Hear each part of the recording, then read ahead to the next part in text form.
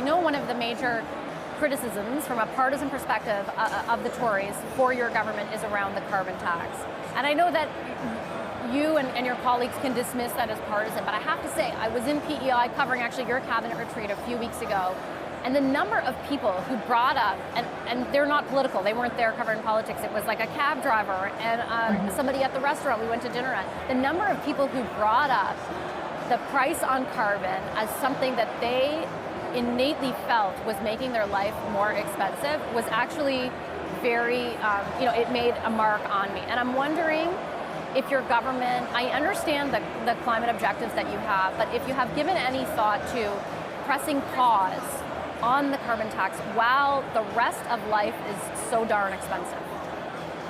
So, I think it's important to realize that the price on pollution is very minimal when it comes to the actual impact on, the cost of food or the cost of heating or the cost of gasoline. A lot of those prices are being driven up because of things like the war in Ukraine, to be honest, that has had a major impact on global food supply and on global energy supplies. But that doesn't mean that it's not hurting Canadians. But what's also hurting Canadians is the impact of climate change. You can't make this stuff up. Pierre Poilievre literally had to cancel his anti-climate rally in the Yukon because of wildfires. This has been a summer that has seen thousands of Canadians displaced from their homes.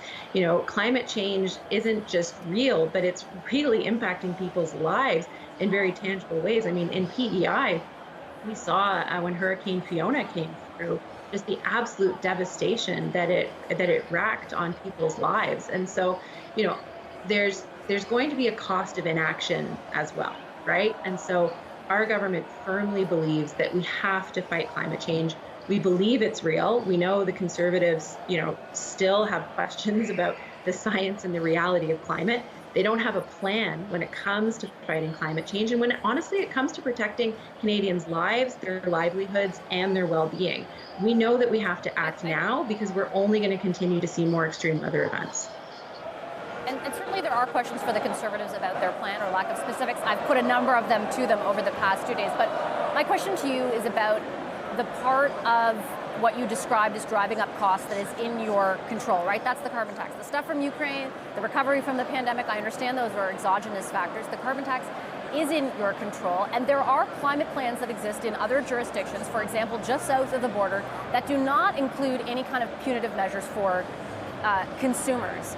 Again, why would your government not give some consideration at least to pausing, not eliminating, but even just pausing things specifically for provinces and people who are dealing with already a lot of costs? And I know you said that the costs aren't much when it comes to the carbon tax, remember but that, all that's being analyzed are the direct costs, not the indirect. costs. Pan-Canadian climate strategy that was agreed to by all provinces and territories, except for, and we only applied the federal backstop in provinces or territories where they didn't meet the federal objectives. So BC, Quebec, Ontario, until Doug Ford was elected, all had sufficient pricing on pollution that they did in different ways, right? They had a different model as opposed to that. And what we saw in the Atlantic provinces is that, initially they had agreed to that. Now there's been some changes in some of the governments there, and so they've changed course. But, this is something that we feel is very important because it's also about investing in the transition to a clean future.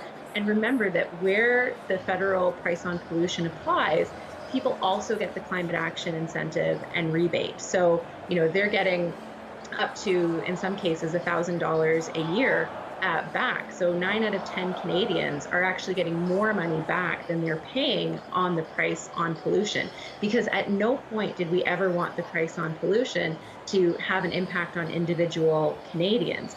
And so that's why 4 times a year, people in the provinces where the federal backstop applies get the climate action incentive. The most recent one came in July.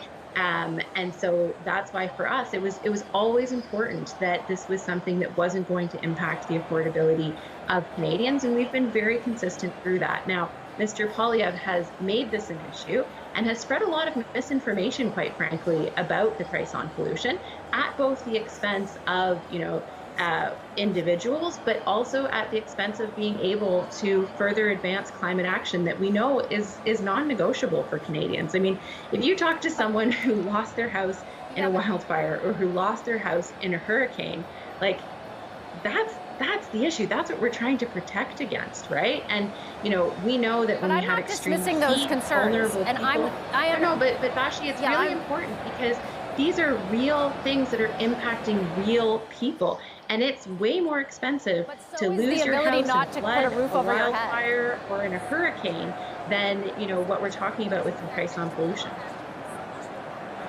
But Minister, with great respect, as much as that is an acute concern for so many Canadians, so too is putting a roof over their head. And though I would never pretend the rebate doesn't exist, I have never in any interview done that.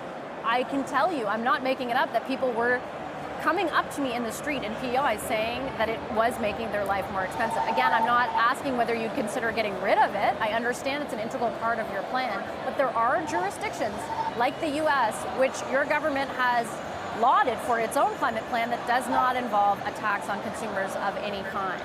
Well, but I think what you'll see is that Canada has been one of the most effective jurisdictions within the G7, so within peer countries, in terms of reducing our carbon footprint over the last 8 years. We've removed, I think, over 52 million tons of carbon in that time. And so, while we laud and appreciate many of the efforts that peer countries are doing, we know that we have a lot of work to do. All of us have to do. In fact, one of the things that the Prime Minister has been pushing for is a global price on pollution, because we recognize that Canada can't do this alone.